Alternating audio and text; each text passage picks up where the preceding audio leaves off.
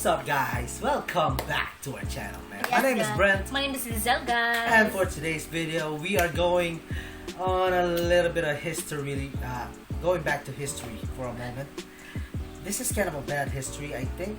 I don't know, but you know, since you guys suggested it, hell, why not? So thank you so much to our subscribers. I give you this a link to Instagram. So shout out to you, and we hope you like this video. Yes. All right. So what we're going to react to now is how Britain stole $45 trillion from India with trains. So we kinda already know the history about trains in India, how the British actually introduced the trains, not because of for infrastructure wise or for the betterment of it all, but actually we won't get into that. But so let's go check it out because we don't really know how they stole it. Maybe because of the resources that they got from India. Yeah, you know about that history. So again, let's go check this out. But before we do, make sure to check out the channel of Vice. If you don't know the Vice channel, they actually make this sort of documentaries, short documentaries actually, and there are long documentaries as well. And go check out their channel. Link is gonna be in the description box down below. So, and also if you haven't already, man, hit that subscribe and also that bell so you'll be updated with our latest reactions. Yes, guys. So without further ado, let's get started. Half-assed liberal idea that while colonialism wasn't great, at least Britain gave India the trains. And maybe that's something they should be thankful for. After all, trains are pretty useful, especially in the 7th largest country on earth. So, colonialism, maybe not all that bad? Unfortunately, Britain also stole $45 trillion from India, all the while exploiting religious divisions between the Hindu and Muslim communities and further turning them against each other. And those beloved railways, they became the sites of mass slaughter while Britain sat back and watched. Empires of Dirt, a show about Europeans getting rich at the expense of everyone else.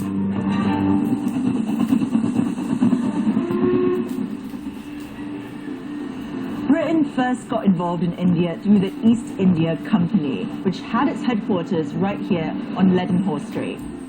A private company owned by London stockholders, the East India Company grew over the next 300 years to become a quasi-governmental body with its own army and laws responsible for trading spices, cotton, silk and tea all over the world. We kind of knew already this regarding how the mass slaughters happen in trains because of the East Indian Company's, this right here, the trading, and then how they made that Indian taxpayers pay for the for the railways that the British supposedly gifted the Indians. So this is very interesting right here. Let's see if they cover this one. By 1858, ownership of the East India Company had been transferred to Queen Victoria after the failed Indian Rebellion. Trains were the brainchild of British engineers. The East India Company would use railways to transport exploited resources like cotton and coal more efficiently around India. And it worked.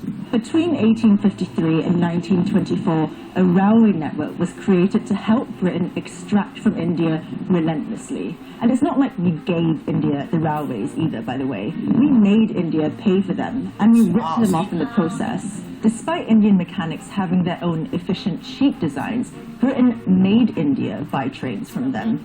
Between 1854 and 1947, over 14,000 locomotives were imported from the UK to India. Initially, Indians weren't even allowed to work on the trains. They were staffed entirely by white people, from the board directors to the ticket collectors. The railways made little profit, but British shareholders who invested in its construction made vast returns, guaranteed at the expense of Indian taxpayers who had to pay for it. India's railways were basically like someone burgling your house, building a ramp to wheel all your stuff out, sending you a bill for that ramp, and expecting a round of applause at the end of it. Now that the railways were built, Britain could get down to the task at hand, squeezing India for every last ounce of profit. They were really good at it. In the 1600s, when the East India Company was established, Britain accounted for less than 2% of the world's GDP, while India accounted for almost a quarter of it. By the 18th century, Britain had become one of the most powerful empires in the world, while the prosperity of the Mughal Empire was fading fast.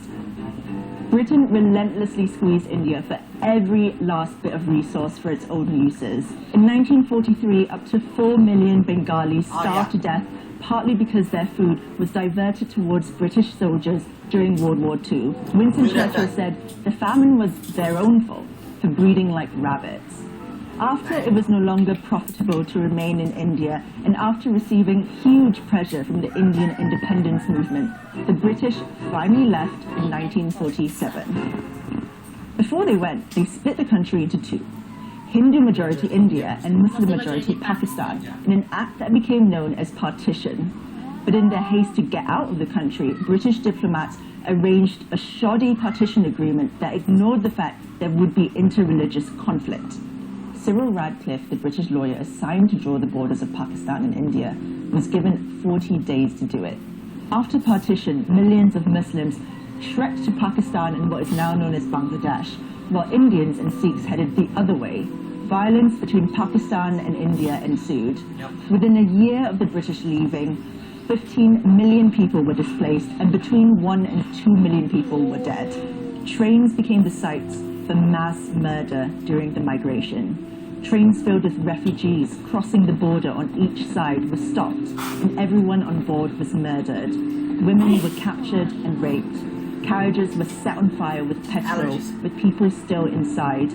The only ones spared were the drivers, so they could transport their trains full of dead bodies to the final destination. The British knew about the train massacres, but they'd already washed their hands clean of India.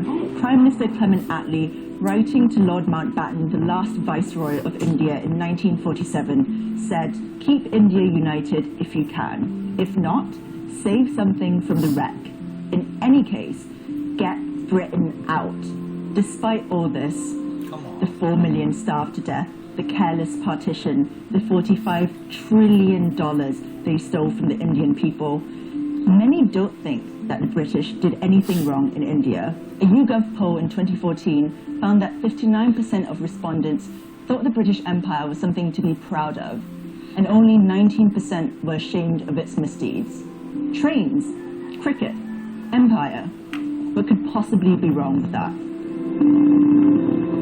See, that's just the power right there of that's just the power of how they can how history can be changed. And of course, I can't believe this is happening in the history of between British and India. Yes. And wow, I can't believe that during the massacre. Yeah. In the massacre, They wash their hands because, hey, we're out of India, so it's all on you. We have nothing to do with this. oh my God. I thought, we kind of get this. Some of the stories that were said here were already known to us just because of our past reactions of the East India Company to the fall of Dhaka to everything, every bit of that.